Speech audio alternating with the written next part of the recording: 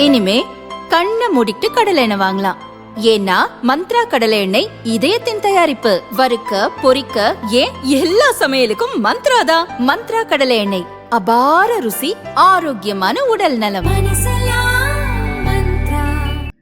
கேரளாவில் ஏப்ரல் 9ஆம் தேதி சட்டசபை தேர்தல் நடக்க உள்ளது. தேர்தலையொட்டி அம்மாநில பாஜக தேர்தல் அறிக்கையை வெளியிட்டுள்ளது. அதில் குறிப்பிட்டுள்ள வாக்குறுதிகள் விவரம்: ஏழை மற்றும் வறுமை கோட்டுக்கு கீழே உள்ள குடும்பங்களுக்கு மாதம் 2500 கூப்பன் வழங்கப்படும்.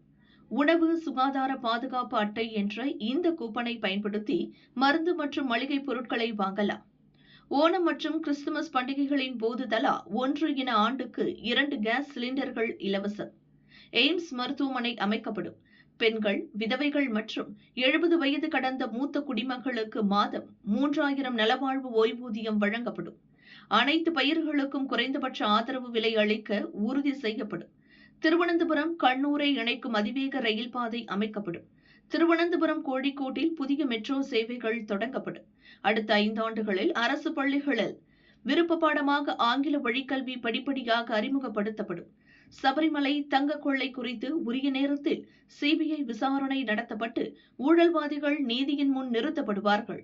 சபரிமலை, குருவாயூர் வழிபாட்டு தலங்களை பாதுகாக்க தேவசம் வாரியங்கள் சீரமைக்கப்படும்.